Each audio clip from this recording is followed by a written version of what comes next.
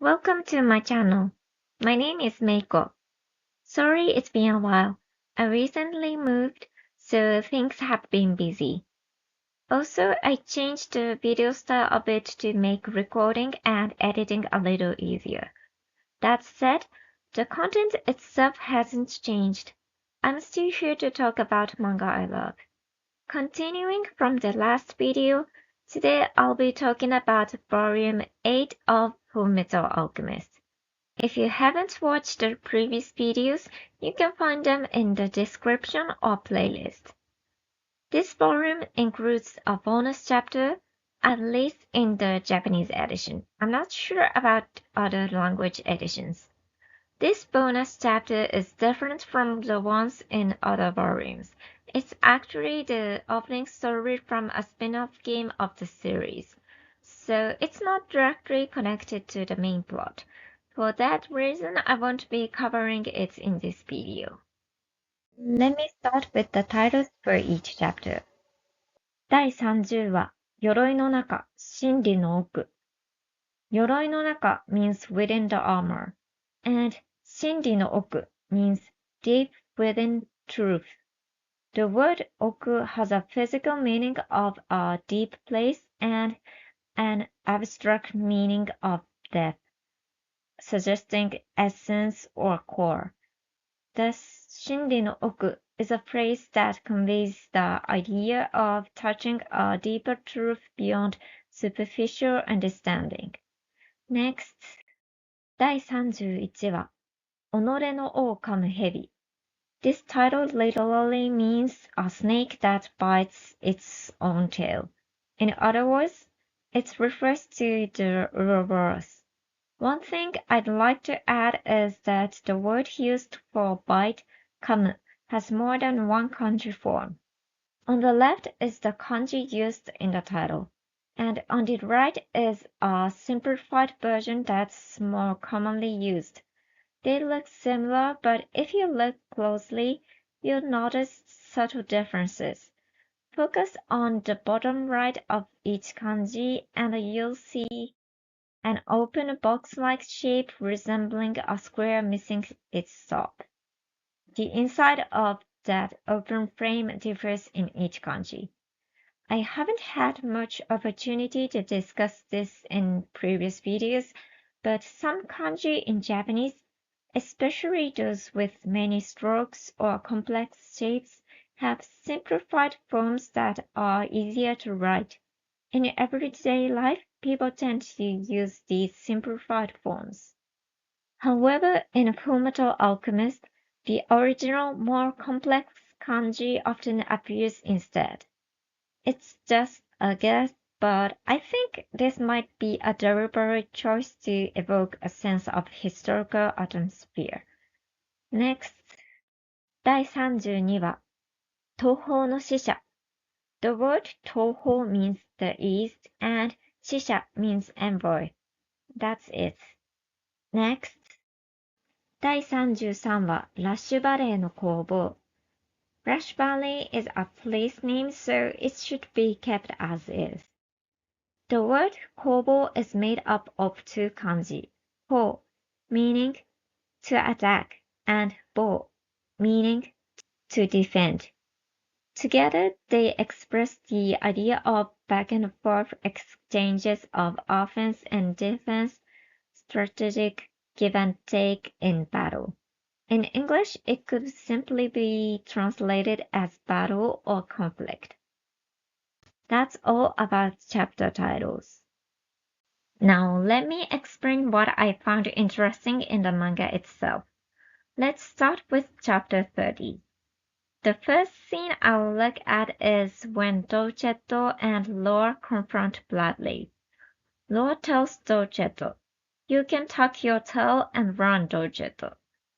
In Japan, this phrase, tuck one's tail and run, is a common idiom. It means to flee out of fear or admit defeat and retreat. The phrase originates from the way animals, mainly dogs, tuck their tails between their legs when frightened, symbolically representing a cowardly escape. Since dolcetto is a dog chimera, the phrase likely plays on that. Interestingly, it seems that English has a similar expression, to have one's tail between one's legs. This expression also uses the movement of an animal's tail to describe fleeing out of fear or defeat. Curiously, there is another idiomatic expression using tail a little further on, so I will introduce that as well. After Bradley and the other military personnel leave, Ed and Al have a conversation. They question why Bradley, who said he wanted to track down those causing trouble within the military, killed Reed and the others instead of capturing them alive. The phrase I translated as track down here uses the Japanese idiom 尻尾をつかむ, literally grabbing the tail. It is a Japanese idiom that means to expose facts that the opponent is hiding, or to catch the evidence. One theory says it comes from grabbing the tail of a fox or a tanuki that has transformed, revealing its true identity. In Japan, foxes and tanuki have long been spoken of as animals that can transform. They both appear in folktales and idioms as beings that change their appearance to deceive people. Similar to the earlier idiom, tuck one's tail and run, grab the tail also uses the word tail. However, while tuck one's tail and run has a similar English idiom and can be translated almost literally, grab the tail does not seem to have the same idiomatic meaning in English as in Japanese when translated directly. If your language has any idioms that use the word tail, I'd love to hear them too. The next scene is the first meeting between Hawkeye and Barry. At first, Barry addresses Hawkeye as お姉さん. This term is often used in Japan to address young women, and the way it's written here gives it a slightly dismissive, teasing nuance. After witnessing Hawkeye's gun skills and her fearless attitude, Barry starts calling her 姉さん. This 姉さん carries a sense of respect. It's not a term you'll hear much in everyday life.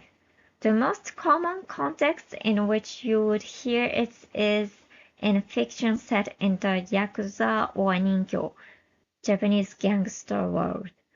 Typically, it's used by younger members towards the wife of a boss or the partner of a high-ranking leader. I don't know if it's used in real situations. In any case, Barry's shift in how he addresses Hawkeye reflects a change in his attitude. He doesn't have a full change of heart, but he starts to show her a certain level of obedience.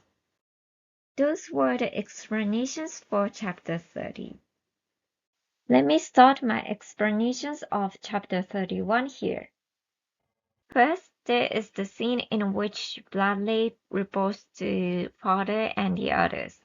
Greed, who has awakened, speaks to lust, gluttony, and envy one by one and asks about Sloth's whereabouts.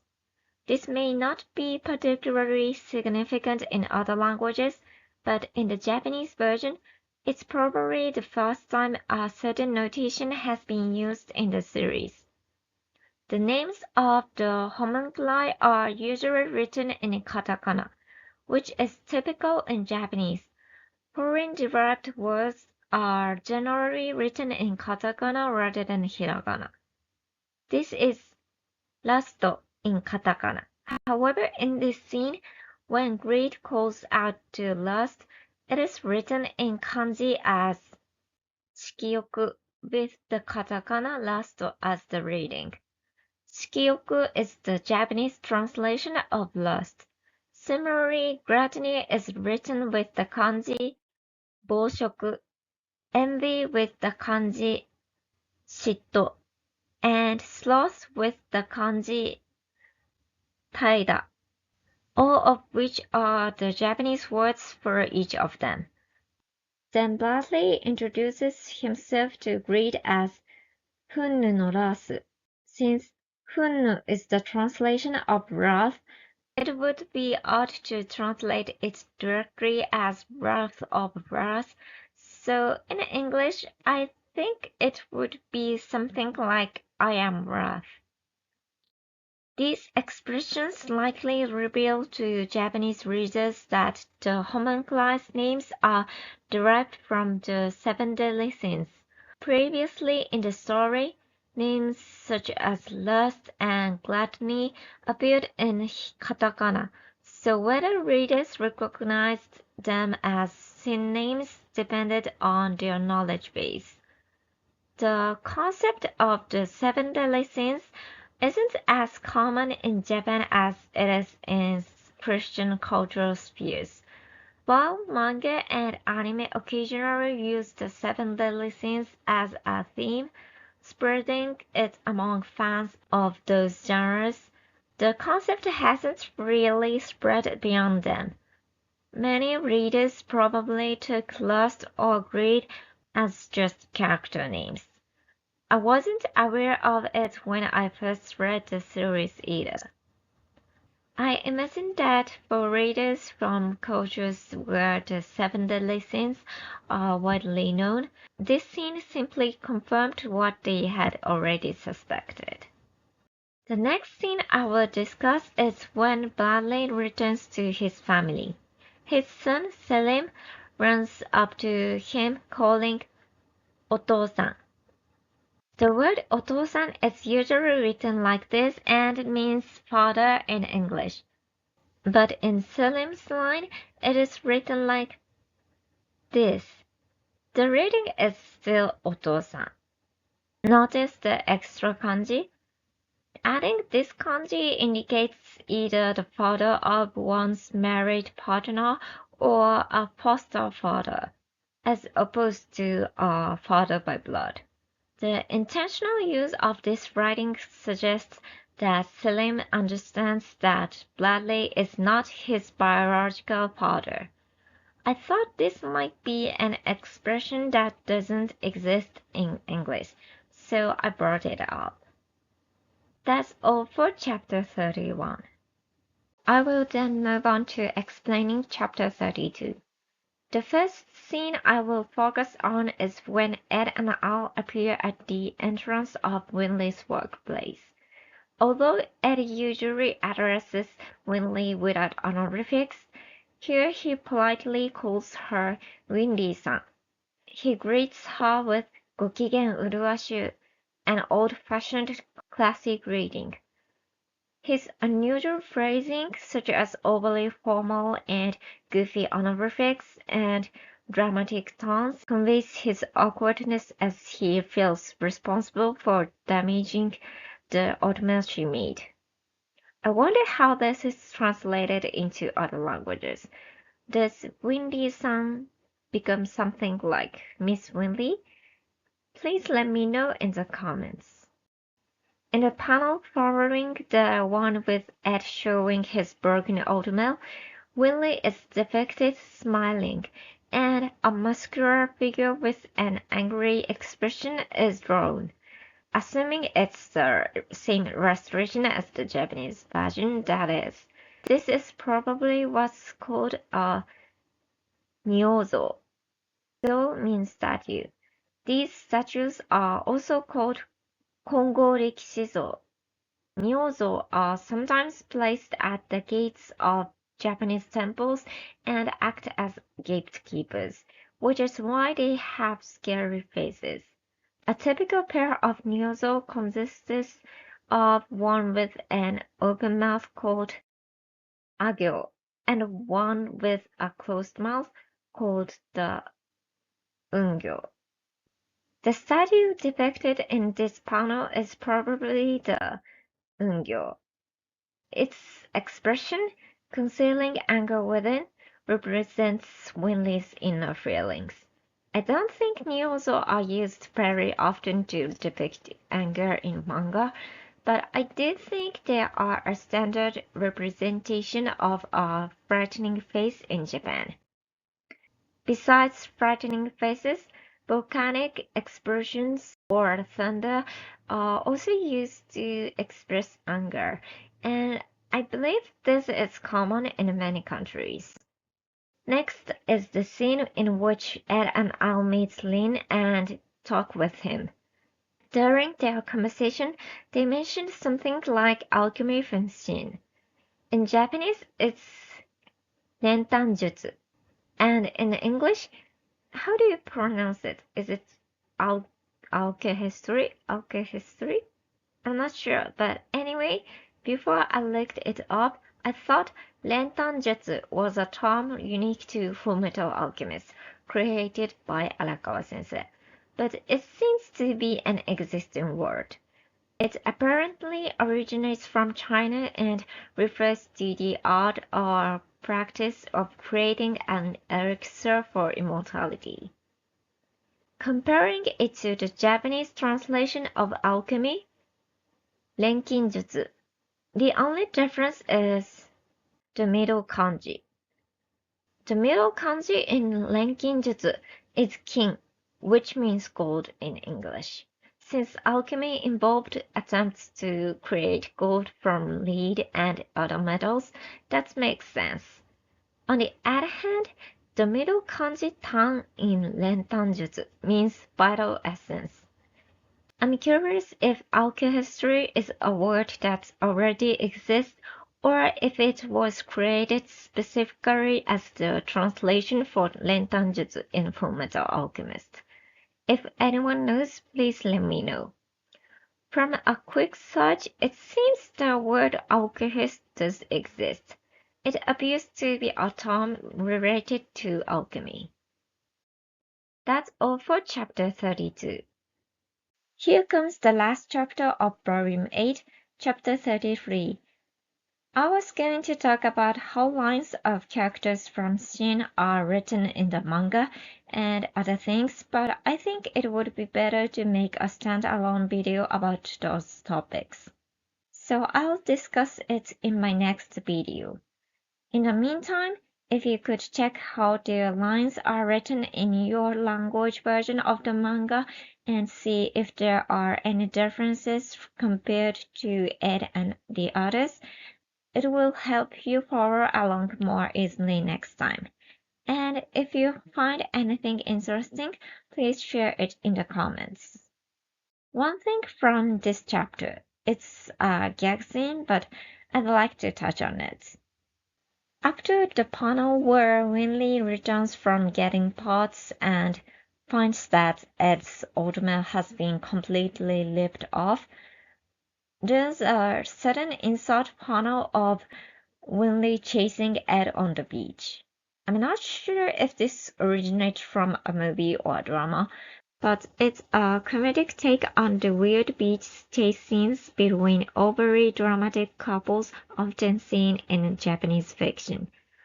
Similar scenes may exist in films from other countries too, but in Japanese manga and anime, they are often exaggerated as a gag with so-called baka couple. I wonder if other countries have similar classic actions for silly couples that get used as gags. That's all I have to say about chapter 33. Those were the explanations of Volume 8, Chapter 30 to 33 of the manga Fullmetal Alchemist. Please feel free to comment on feedback and questions. As I said earlier, I had so much more I wanted to talk about regarding the characters from Shin, but including it would have made this video far too long, so I decided not to cover it this time. Therefore, next time, instead of discussing Volume 9, I plan to focus an entire video solely on the features of the names and dialogue notation for the characters from Shin.